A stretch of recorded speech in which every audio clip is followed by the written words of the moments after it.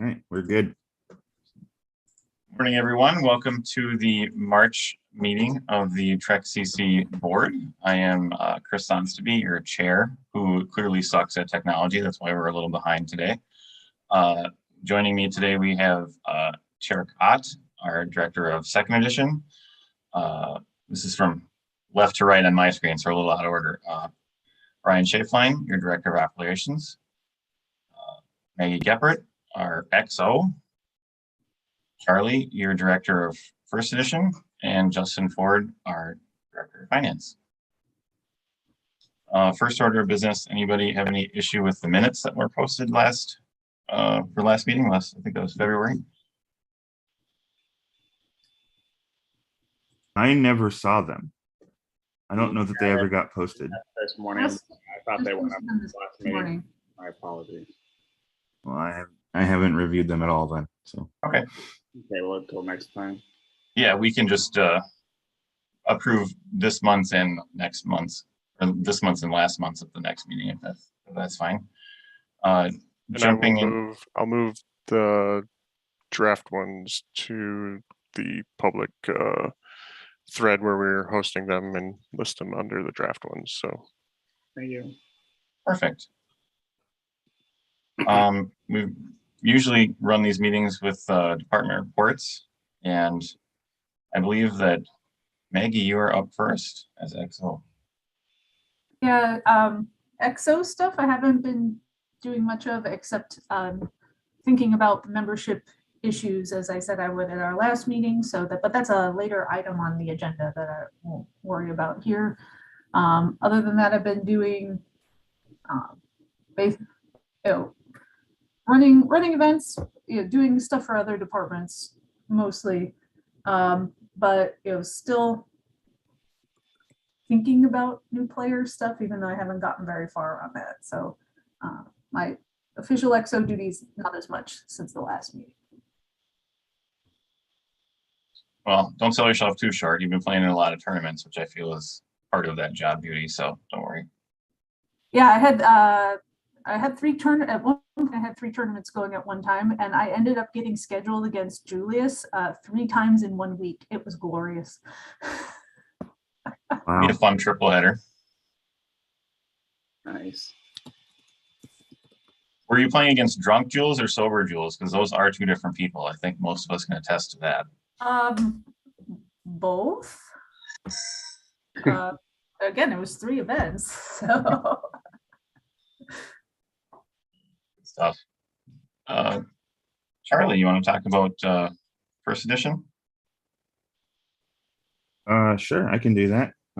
Probably the most notable thing is that we're at the tail end of our March Madness for the 4th year in a row. We're doing the same thing we did last year, which is 64 card concepts, card ideas, not even concepts, just story beats to put on cards, and letting everybody vote on it and narrowing it down until we have one winner, which will go into design file. Tomorrow is the end of the Elite 8, so we'll be down to 4 cards. So this coming Wednesday, the 30th, I think, will be the final 4 poll, and then next Wednesday would be the championship poll, and then we'll have a winner and give 4 people some borderless promos. It's been good. The response has been great. Not quite as high as last year, but I don't think that was sustainable to keep beating the previous year. So still significantly higher than the first 2 years. So this is still a popular format that's got some legs. So I'm really happy with it. Man, go vote if you haven't. You might win a borderless promo. In terms of actual first edition, we have Paradise Lost, which is the second half of the classic movie stuff, went into proofreading. So that means after proofreading, it goes to art, and they build the file, and then it gets proofread again, and then they build the finished file with all the images, and then we do all the release stuff. And the motion pictures were mastered. We hit a snag with a couple of cards that ended up needing a little extra attention. So that's why that's been slowed down. But the first proofreading pass is done on that. We just have to make a few changes, get another proofreading pass in, and that will be out, ready to go. And we're really excited to do that one because there's some fun stuff in there. And that's really, it's really where we are. One other note about March Madness, because I know some people will ask, last year's winner was the fast spinny planet from the Voyager episode, Blink of an Eye. And it's in testing, and I built a deck that uses it, and it's fun. So we'll hopefully get that out to you this year. The key ingredient of any card is fun, right, Charlie? Oh yeah. And I'll tell you this, you're getting a bonus card out of it. So Please tell me it's Smartest Masters Gambling Den. I remember voting for that a lot. no, it's the same. It's another card for that same story. Fair enough. But it's gonna be a good time, and I've already gotten. I have a fairly good idea of what each of the last 8, what each of the 8 cards will be, based on the final vote. So, I mean, truth be told, I had an idea what all 64 were going to be going in. At least a small idea. At least a basic idea. So, now, refresh my memory. Last year, it wasn't actually ranked, right? So I don't think anybody thought Spinning Planet was going to win. I would be curious what it would have been ranked, probably an 8 or 9 seed, I would think. They were seeded, but it was Okay. done by one guy. Okay. My buddy Iron Prime, he did it, and then I didn't know that. one of the complaints was that people wanted more chance to do seeding. So this year, the change we made this year was adding in an earlier step where you guys got to pick the episodes that we pull the cards from. We pulled the cards, and then you guys ranked them, and then we did there's like 30 people that ranked each card. So that's where the seeding came from this year. So I do think Fast Spinny Planet was pretty low, and it ended up stomping through most of everything. So.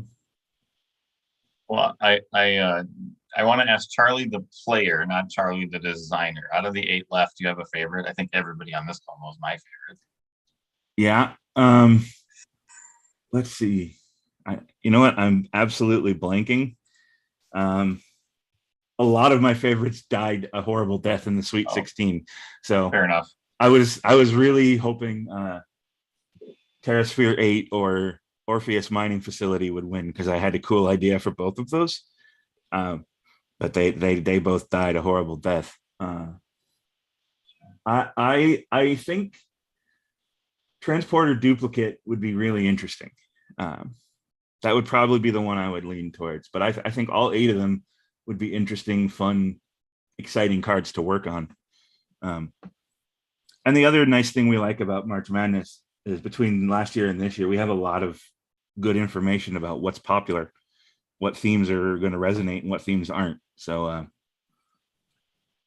I'm excited to explore that and see if we can't put in some boutique sets around some of these ideas that people liked that had multiple episodes in them. So Yeah, that's actually a great idea. Do a 9 or an 18 card boutique set of one episode. That'd be kind of cool. Yeah, cool idea. Anything else from the world of first edition?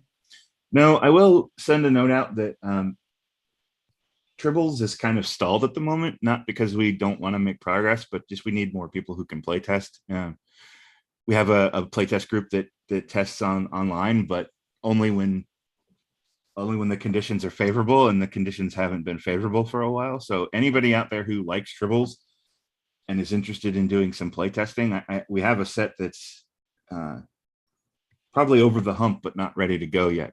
So I would really love to get some more eyes on it so we can get you all some new Tribbles cards this year.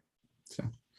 Yeah, anybody who wants to come out and join us for online playtesting, we need to find a night that works for the people who are available for that and who can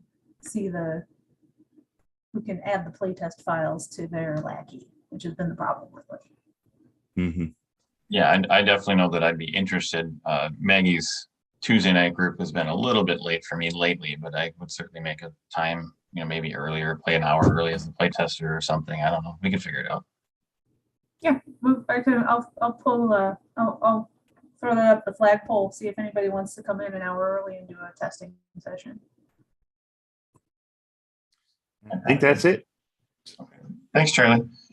TJ, I love your background and I love your shirt. I feel like we have to unofficially say that though. Okay. Yeah. Thank you. Yeah. From the TUI side, first, I'm happy that we have a new errata lead and we have a new rules lead, and I had no time to host an article. I will do it the next week.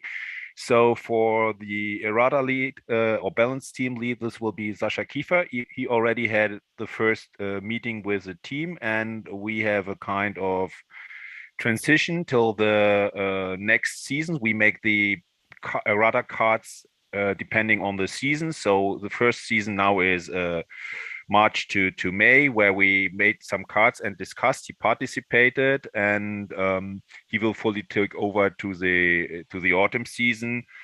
So gives us a little bit time to discussing cards. So he will fully take over in autumn. This is Sascha Kiefer is a German player.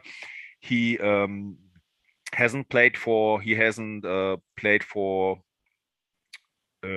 last 2 years, but he's following the game, and he discusses with me multiple times. So we just bring him up to date, and I'm very thankful that he wants to take the job. And for the rules lead, Lucas Thompson applied to be the rules lead, and I thank Amber that she tried to get someone for this job.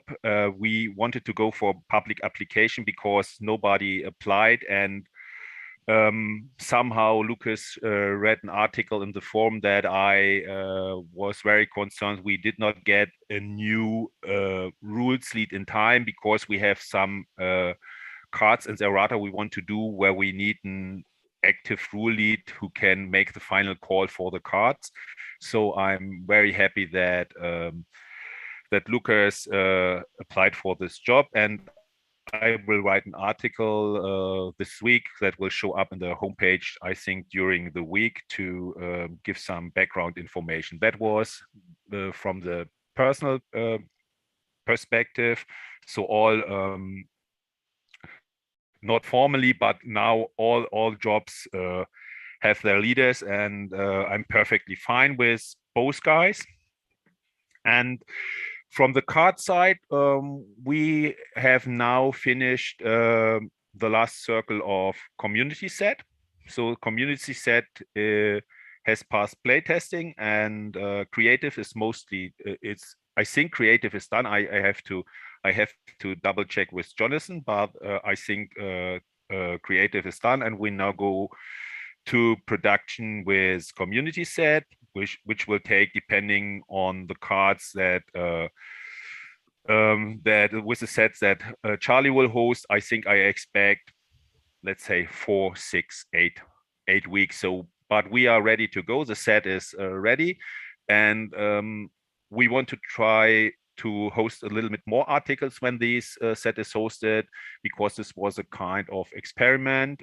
We want to show cards that people gave us at the very first stage to work with, and showing how the cards developed during the process. Let's say that was the idea the people gave us, and we have cards that we made 1-to-1, and where the cards given to us made it in the set nearly exactly as they were given to us. And then we have other cards where we try to catch the idea because the cards were too strong or too weak, or we playtesting had some concerns. So with the articles, you will see the development of the cards. And this will be for the community set. I just prepared some of the articles because I have the original cards and I have the final results. this will be the next. This will be the next set that is in has passed playtesting, is ready to go to art, whatever. The next set in playtesting now is Project Justice. It is in the first cycle of playtesting, and it has a better start of playtesting than I expected. So we are waiting for feedback for the playtester, but let's say at least mind game feedback, it was very good. We already made the first changes. Richard is doing the set and has some assistance.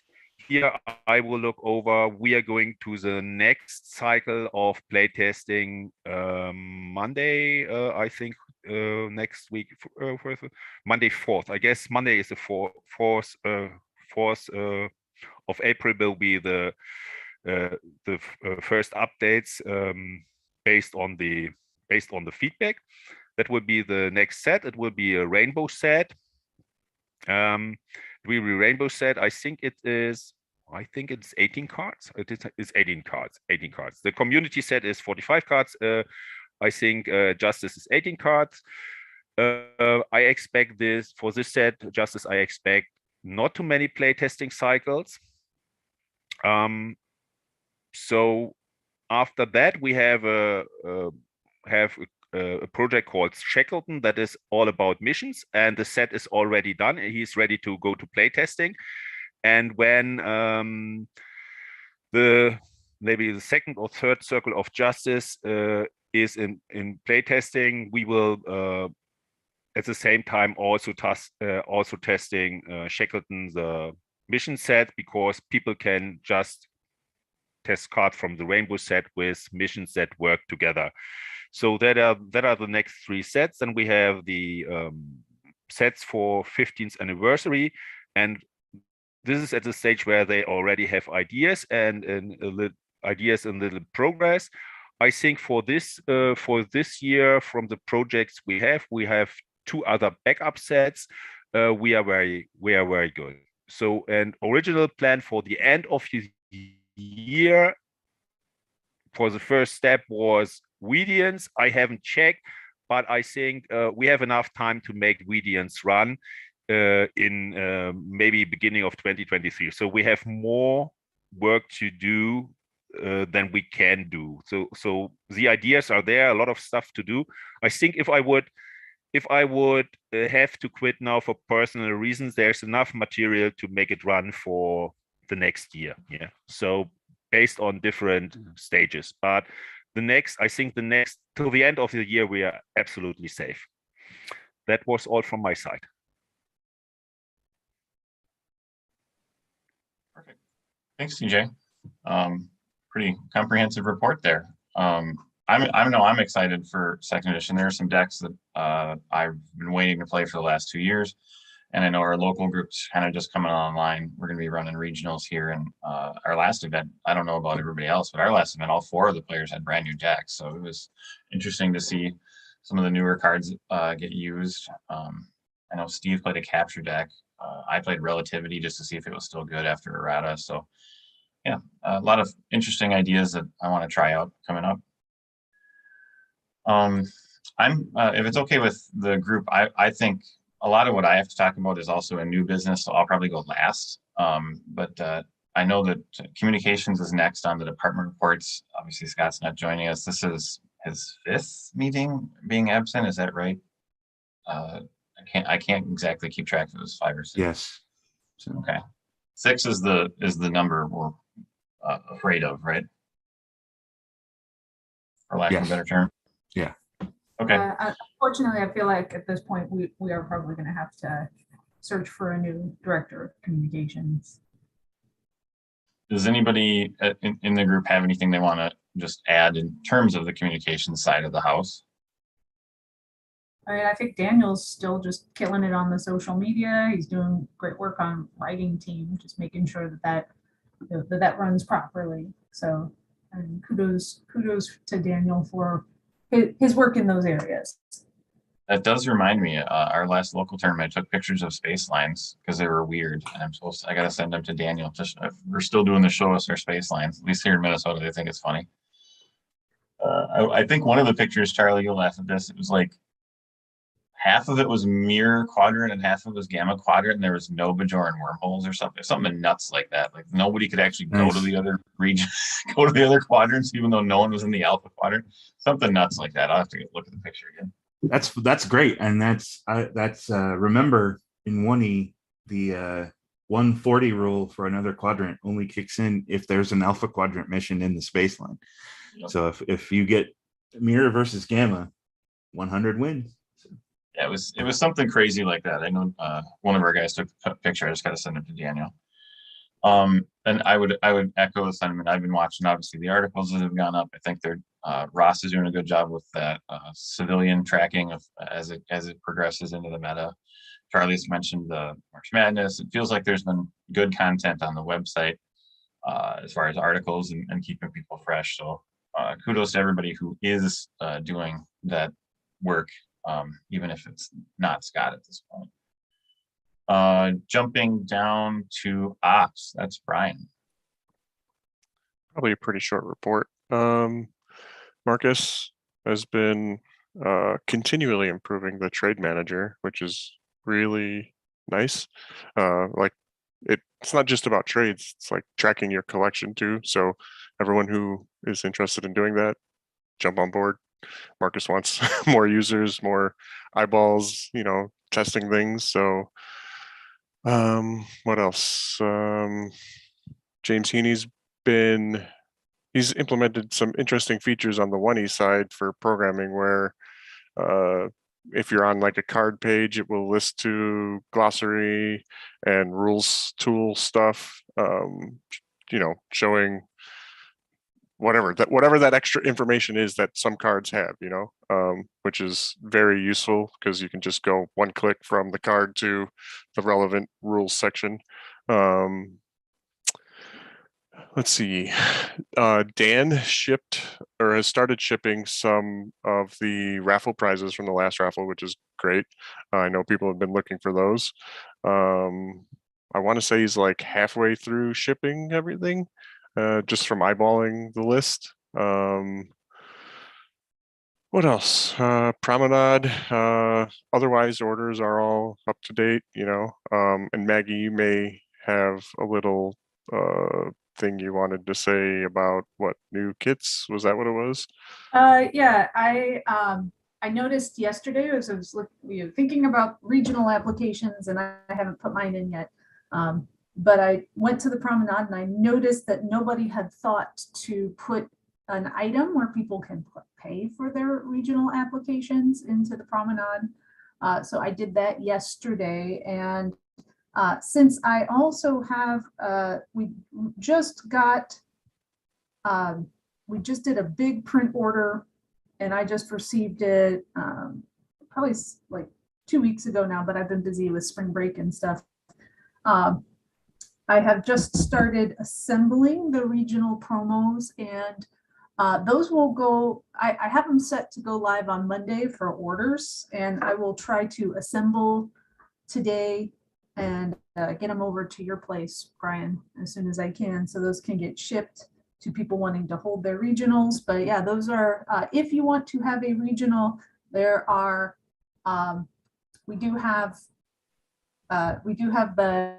now have the ability to pay for your regionals, so you can put your order number in when you send your applications into your respective OP organizer. Thank you. And I think that's probably it for ops.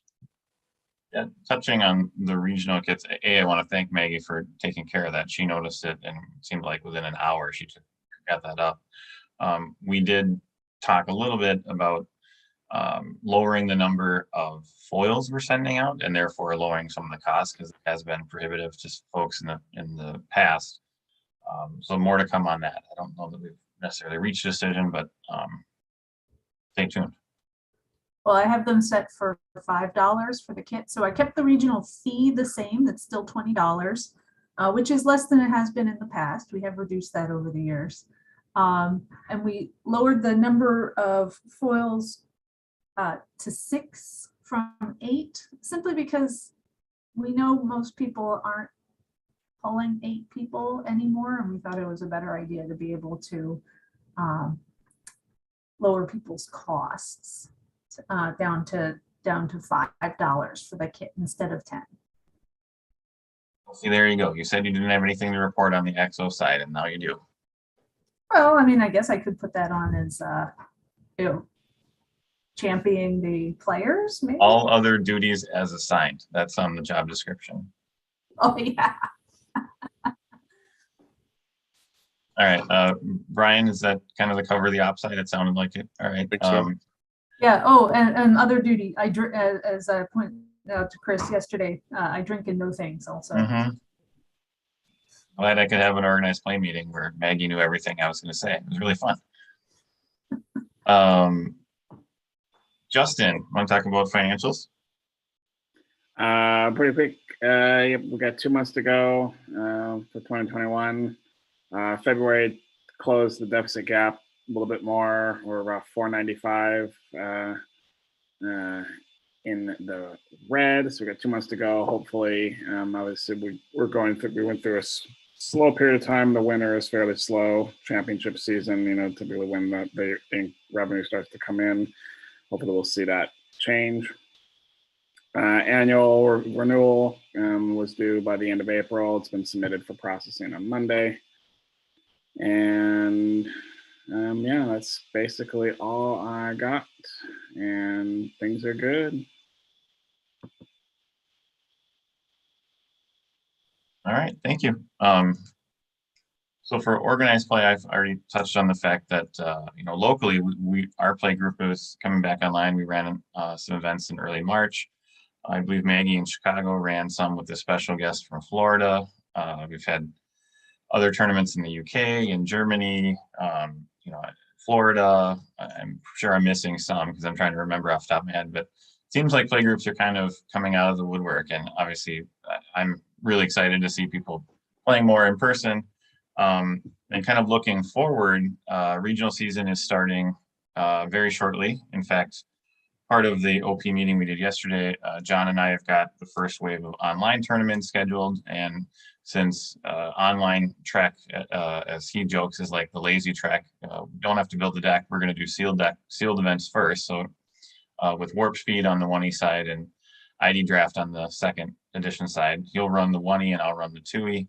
So if anybody's interested in jumping into the first regional of the year, that'll be starting, I think, April 18th. Other kind of exciting, fun stuff. We'll talk about Worlds when we get down to new business. But looking forward on the calendar, the Continental Championships this year are going to be split in Europe. I believe they're both in Germany. I think Kaiserfest is taking the 1E, and the next weekend, if I recall correctly, Sasha and your group is running the second edition side. Is that right, TJ? The first, I'm not exactly no, but I think the first one is in Munich, near Munich, when Kaiserfest, at Johannes' house, and then the second will be in Kassel in Germany, middle of Germany, yes. in with Sasha's house. So he has a big house, and say that is as planned today, as far as I know from Julius. Great. Yeah. So Continentals is going to be happening in Europe, and in the North America, we're going to be hosting Continentals here in Minnesota. That's entirely due to just a lack of other bids, and as we'll get into some other things that have changed on the OP calendar for this year, but that will be in July. I will be running several events, and I believe the local guys, I've already heard from 2 of them, have said they're willing to help with side events or even just generally judging or whatever. So it'll probably be a group effort like it usually is here, where maybe I play and they run, or however we'll end up doing it. But that'll be for all 3 games, and I mean, all indications as of this point, it'll be mid-July and at Fantasy Flight, which is now known as Game Center. I don't know why they changed the name, but that is most likely where we'll be hosting. That's in Roseville. So if anybody's watching this and interested, please let us know. We can figure out, tell you what airports to go to, tell you what the best hotel is. There's a number of them very close to the venue, and if nothing else, provide some airport shuttle services for our friends who are visiting and traveling. So that's kind of my big news is other than the world announcement, which we'll get to in the new business. So jumping down to old business, have we have any changes on changing the definition of members for the period of review? So I reread through the, I started a forum thread for that a couple of years ago in the period of review forum, and I bumped it. I bumped it earlier, after our last meeting, just saying, so what are you all thinking about it? And basically, the interesting point, Smiley brought up this point. This was one of the new posts. That really with this membership question, we're asking ourselves three different things. We're asking who gets to vote, who do we support this game for, and also how do we plan to support kitchen table games. So he's Smiley's a big advocate for casual players, and what are we going to do about casual players? So the question becomes, who, the first question we have to ask ourselves, and who's a member is, who are we trying to support in this organization? And right now, our big support, the big thing we support is people who play in tournaments, because that's something that we can easily record. That's information we can capture, and so that's why we've had this. Most of our rewards are for participating in organized play. So going forward, that's something that we will need to consider. In terms of who gets to vote right now and how we set up membership, personally, I really do favor this idea of voting membership being something you can get in the reward store whenever that gets done. And I know that's a big lift, but if we have that's a way that we can. It's like clearly there are people who volunteer who don't care about voting in the period of review, because most of the people on our list are most of the people on the list were volunteers. It was maybe 15% of the people who have a premium membership are not also volunteers. I'm just thinking rough numbers off. I haven't gone and looked at this. But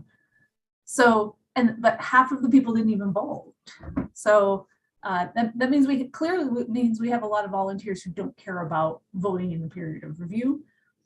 And so they would probably prefer, if we set up this, if we set up this reward store, if we set up the reward store and have one of the rewards you can buy being a vote in the period of review, that can capture a lot of people. That can capture people who have played in events, because you get rewards for playing in events. That would capture volunteers, because volunteers will get rewards for volunteering. And I don't know if we had decided that we were going to. I think we had always said we weren't going to make it where you could buy rewards with money. I thought that was I seem to recall that being off the table. So then it wouldn't be. Then it wouldn't be then that would also get at the objection that people had that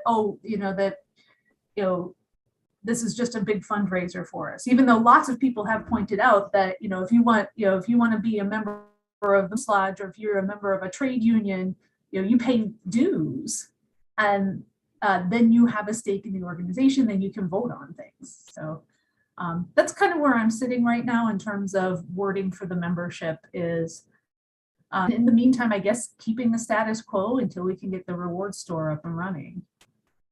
So on that front, I'll say that is the highest priority as far as the projects for me personally programming. So that's the thing that I'm hoping we'll see some big progress on very soon. So once I get that system in place, we can decide where those reward levels are, what they're for, things like that, and how people spend those rewards. So we can have a better idea of where we're going to integrate that reward system with membership, perhaps. Awesome. And I do think it bears mentioning that there is going to be a certain number, I don't know the percentage or exactly, but there will be people who don't vote because they're happy with the board members, so they just don't see a point in voting yes, because generally you're usually going to have people in the way our vote is structured. Those who want to vote somebody out are going to make that effort to make a vote, a no vote, right? They may not feel the strong desire to make a yes, keep this person. So there is a little bit of that I think we probably should mention, but you know, obviously we're all human and we all do our best, and this is all a volunteer thing. So I hate playing the volunteer card. My first day of the chairman job, but I feel like it is worth mentioning that we're doing the best we can, generally speaking. Leading to the next old business, I just find this funny because it says restricting the scope of the chair's ability to comment on internal items. And Brian and his group know that they turned on like all the things the first day that I was chair, and my head exploded. I could not believe how big the forum actually is. And my eyes glazed over then, and they still are. Like, I have never looked at anybody's internal forum thread, let alone commented. I have enough to keep track of just organized play side. But any other comments on the old business on actually restricting that? So the current proposal is to strike the wording that makes the chair a member and replace it with observer. And under the general like Robert's rules, an observer is just that. They don't participate unless the chair of that committee says you can participate, right? So the two factors at play there are, one, should the chair of the board of directors be actively involved in every committee? And I think everyone agrees they shouldn't be. So one, that's why we want to strike the membership part of it.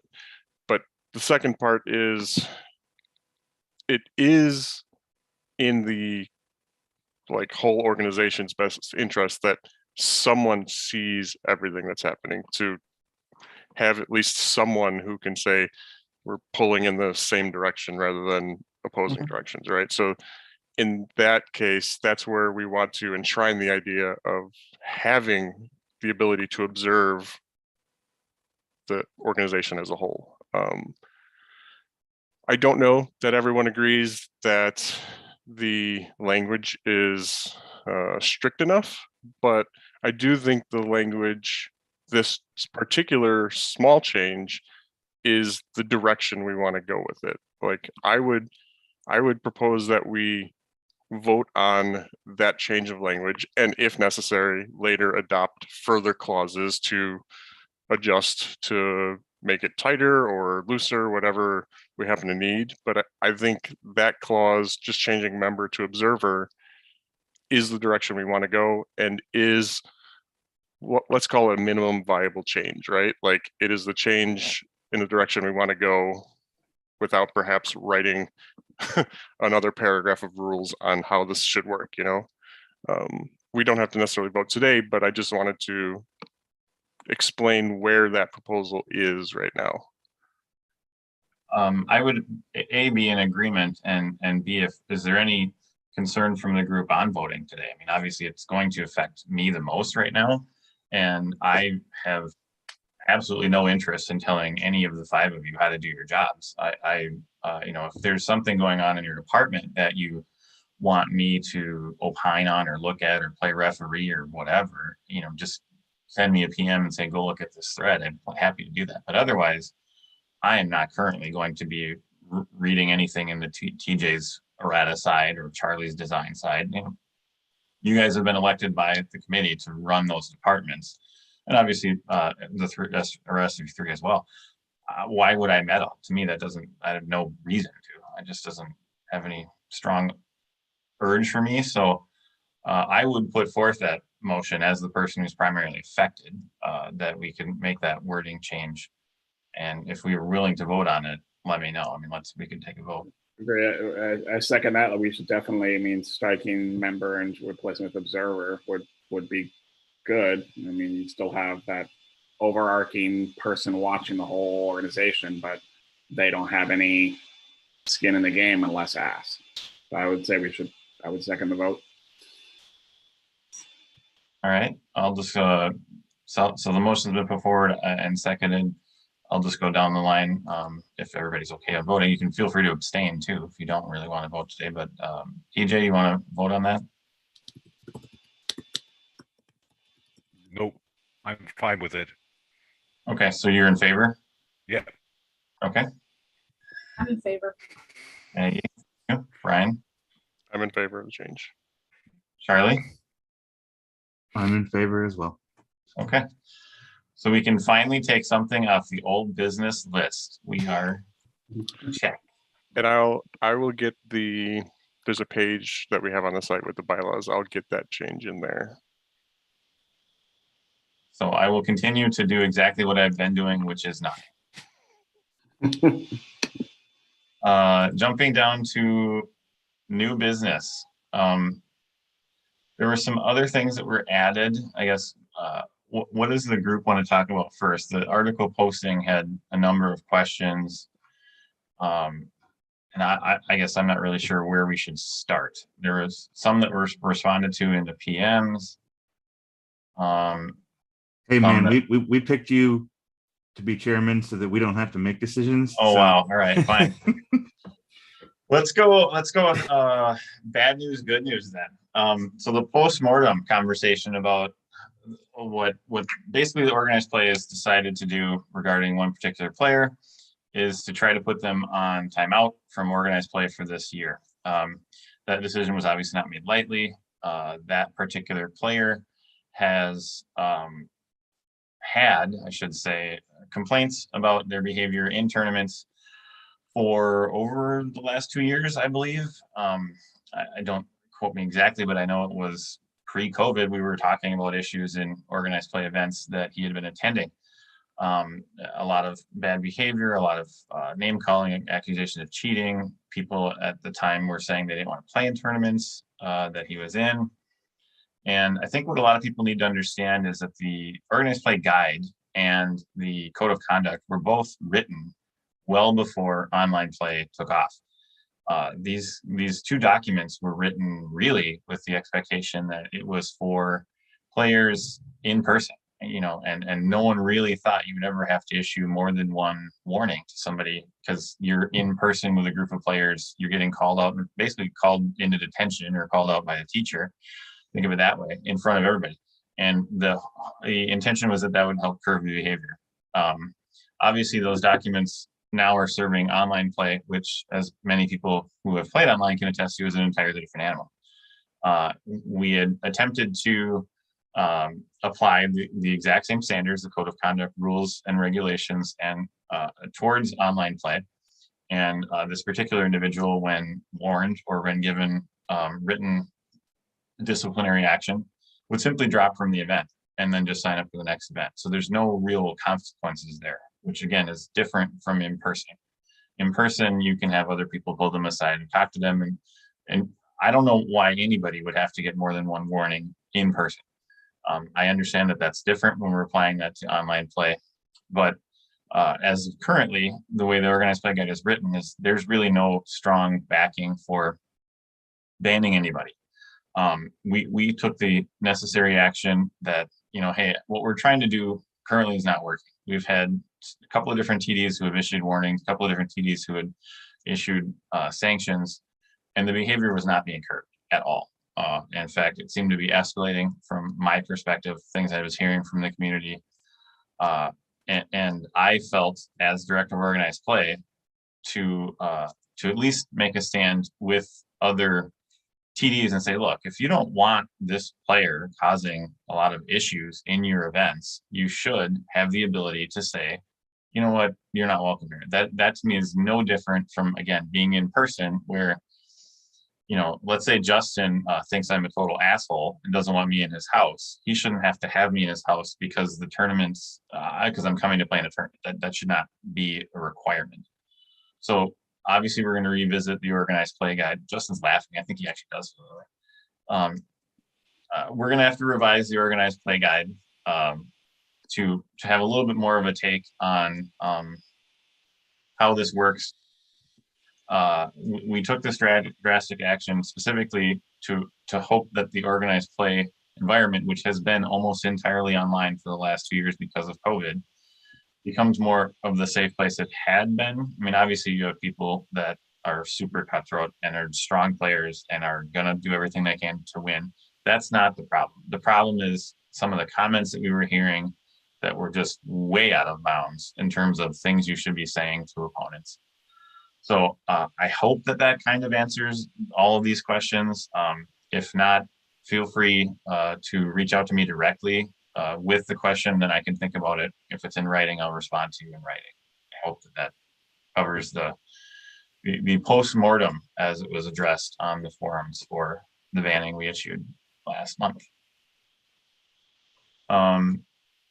Other topics, let's go to the good news, Worlds. So the World Championships for this year we had a bid from the London Play Group, and they were awarded the World Championships this year. Unfortunately, things have continued to change with COVID, and we're in Ukraine and several other, ongoing issues, logistical issues with running a World Championships in Europe this specific year. And they have asked us to postpone Worlds in London. So we are going to be doing that. We did also have a backup plan, and that is what I am to announce today. The World Championships this year will be going back to Florida. I believe it'll be Disney Worlds, right? Isn't that what we called it last time when it was down in Orlando? Eric Robinette and by default some of his players and mostly the CC will be down there to run Worlds, and I believe it's going to be mid-October. We're trying to nail down the date as of this point, but that's the expectation. It will be all 3 games, typically probably over 4 or 5 days as it has been historically. And I'm already planning to be on hand to run and play in side events or run all the main events depending on our attendance. So that's the big news that I'm here to announce. Obviously, we're not at all forgetting about London, and they are going to be running a UK Nationals because they feel a little bit safer splitting that up between their various play groups and having smaller crowds, I would think, for Nationals than you would otherwise with all the international travelers from America or from mainland Europe.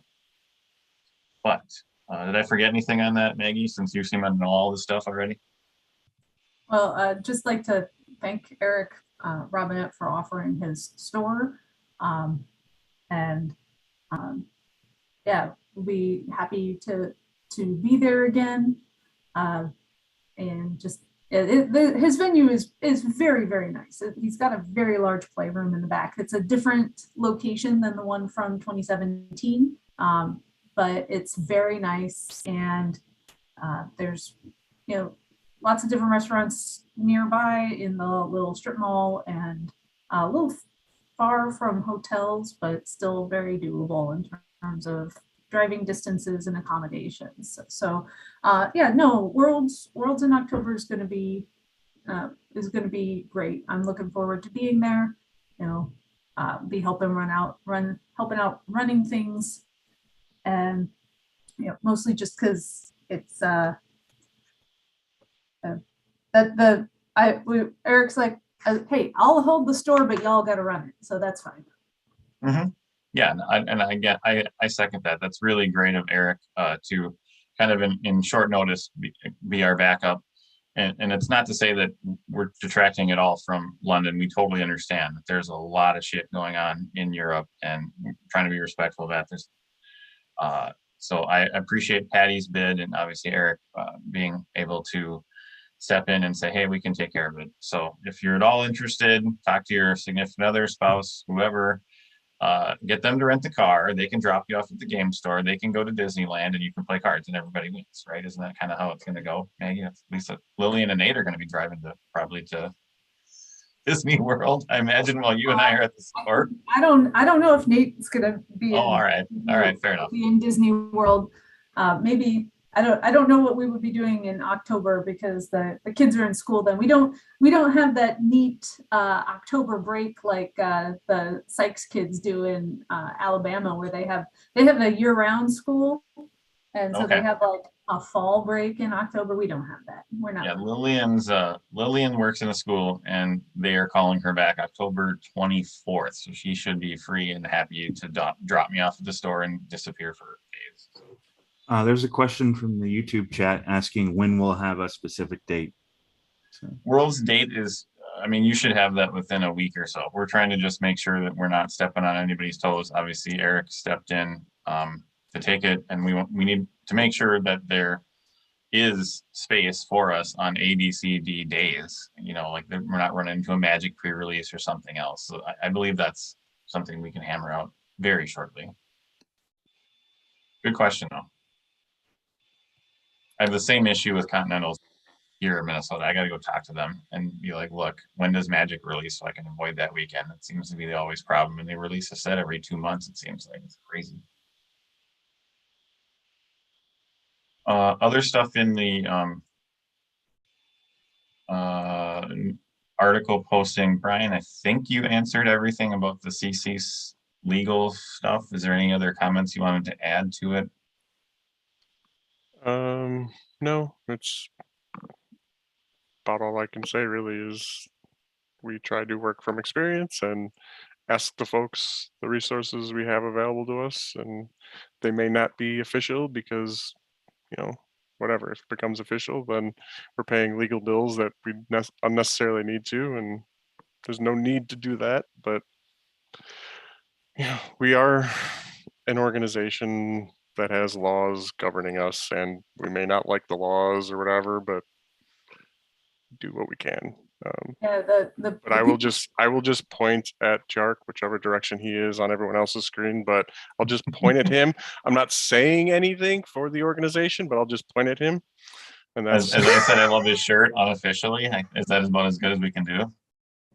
Yeah, and that was one of the things that you know, the paying an attorney's retainer fee, you know, the people who are like, well, do we have a lawyer? Why don't, you know, or we need a lawyer. Why don't we have a lawyer to tell us these things? So I said, do you want to pay the retainer? I don't want to pay the retainer. I don't want to pay the retainer. Other questions in here, since Brian, we got your ear right now. There's a conversation about the unpopular duplicate thread feature on the forums. I will look at the code for that and figure out what the heck is going on. I don't think it's working as it should. You have convinced me that it is doing something weird. I may not see it because I have like administrator privileges, so it may be doing something different for me than it does for everyone else, but it is definitely sounding like something weird is happening, and I am going to look at that. I would have responded sooner. I was out of town this entire past week, not even at my computer, so but I will look at it. Yeah, I can tell you that what I have noticed is that whatever the rule is for that seems to be stricter when you're posting on the mobile site than when you're on desktop, which is very odd. Yes, that is odd. I have not, I mean, I haven't had any problems posting on desktop when I do like the playtesting forums, because all the titles for my playtest reports are more or less the same. So, you know, it'll say, oh, you have similar titles, but it still lets me post. So, you know, I don't know why other people would be having more difficulty with that. And the people who I heard most recently about that were not posting from their mobiles, they were posting from their laptops. So I don't know what's going on with that. I'll try to figure it out. The last thing I see in here is this question regarding the printable promo update. Yeah, I don't know what happened there. There's a tool that I use to track what's coming up, and I checked it and it said nothing was due. So not posting an article to that fact, that was on me. It would have been wrong anyway, but so, and I just haven't had a chance to sit down and try to track all that down again. I was sort of thinking could wait till September, but I'm hearing from a number of people that they want it done sooner. So I'm going to try to aim to have it done first week in May. And also, I mentioned this earlier, but I'm going to be transitioning out of doing this, managing printable promos and having it managed by somebody else. It's just one thing I can give up pretty easily that someone else who can spend more time on it can do a better job on. So more news to come on that down the road, but you know, I'm not happy with how I've been doing it, and I'm not happy with the number of times we've missed this, and that's on me. So I'm going to make sure it's going to somebody who can be more efficient with it. Although this particular one was a different situation. It was a failure in information somewhere. So, but I do apologize for what that's worth. Yes, I think I also, as chair, apologize on behalf of the committee, but I agree. I think Charlie's on the right track. You know, as the director of first edition, I'm not sure exactly where printable promos falls. Maybe it is an OP thing. But we'll internally figure that out and get it off of Charlie's plate and get it to somebody who can kind of take that as their primary instead of one of 500 things that Charlie's currently doing. Were there any other questions or comments in the thread? I think I hit everyone in the article posting.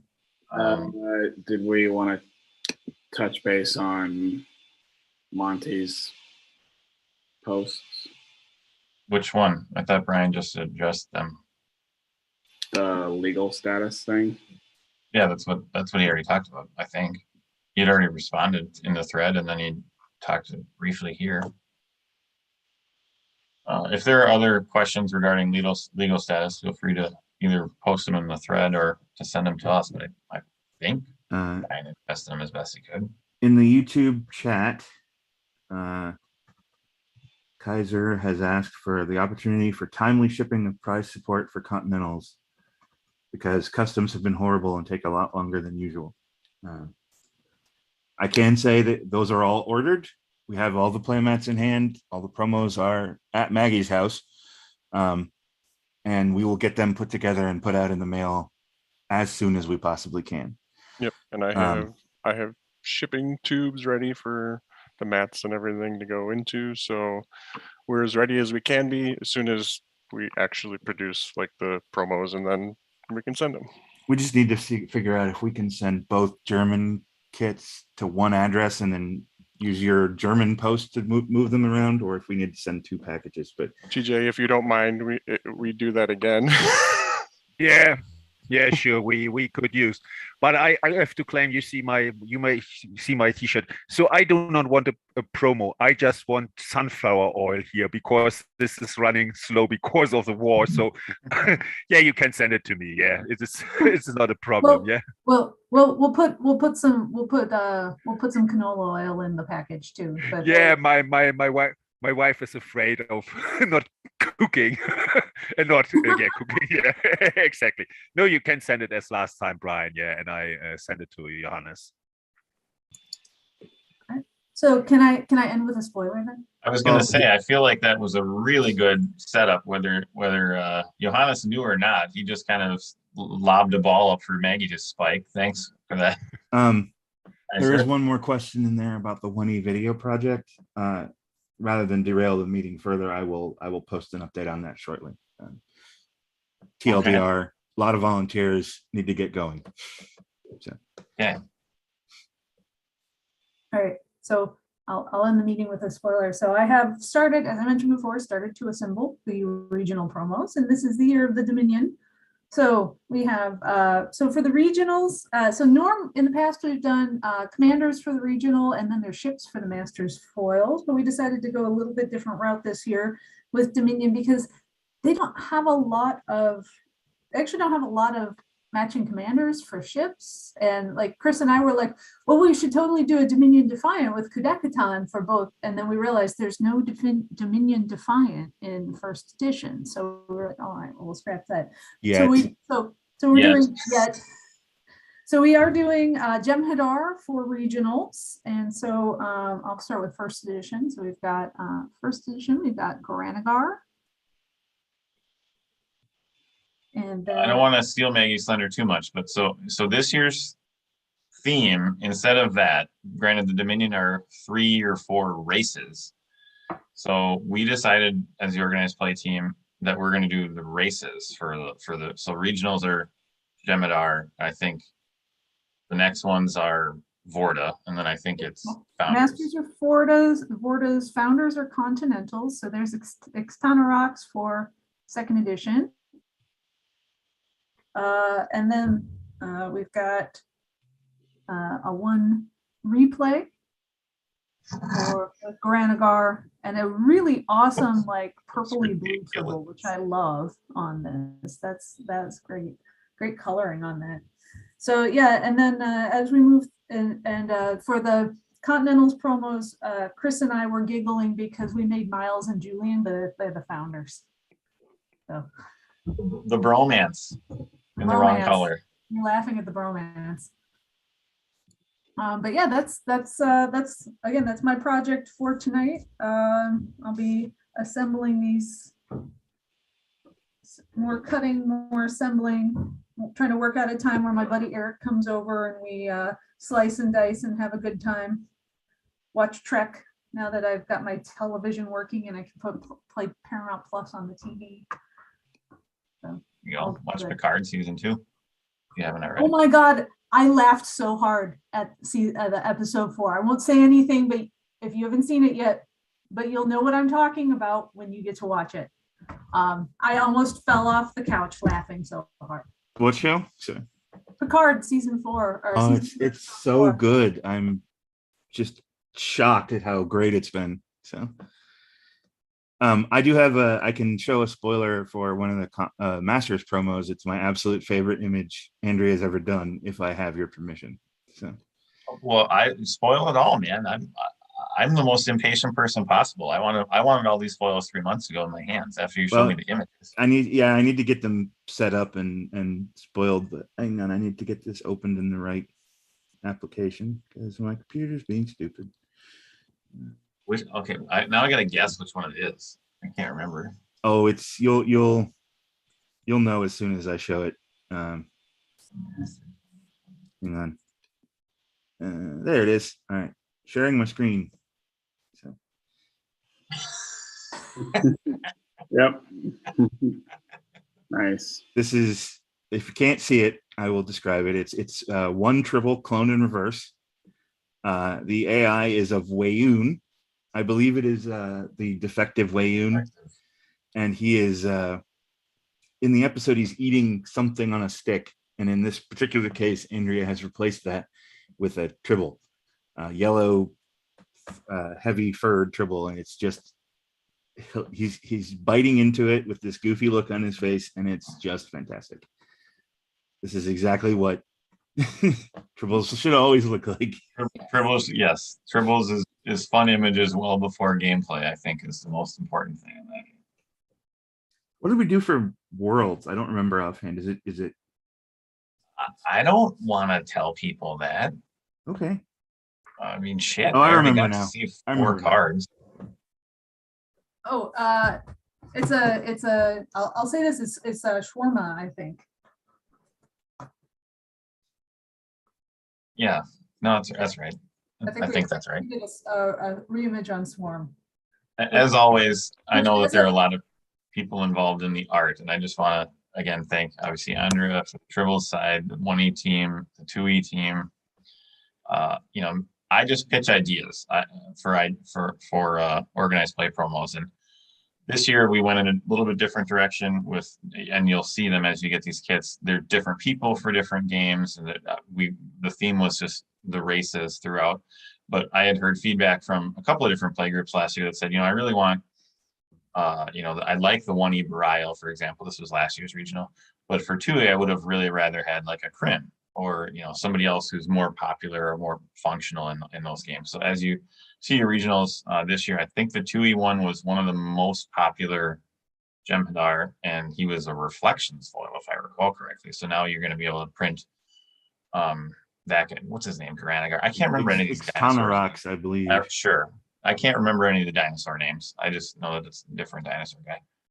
So Ixana rocks, Garanagar, and then the one replay was, I think, one of the cartoon cards that we've always tried to, at different times, if we can AI them easily. So that was the one Maggie showed, I think. Is that right, Maggie? Am I thinking of the right card? That was the one replay and the one going reverse, I think, of the two back to back. She is muted. Thought I had unmuted myself. Just yeah, it's one replay for regionals. I don't remember what all the rest of it is. I have it tucked away in the box. It's all tucked away. I'll get them into the system and posted so you can see what they all are. All right, Thank you. awesome. Thank you both. So ending on this fun spoiler note, I think, unless there's no other questions or comments for the board for this meeting. Any in the chat or forums? I don't see anything on the forums. Nothing on YouTube. Okay. Can I get a motion to adjourn the meeting?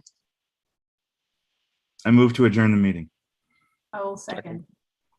All in favor? Yes. Aye. I thought TJ was opposed there for a Yeah. fact.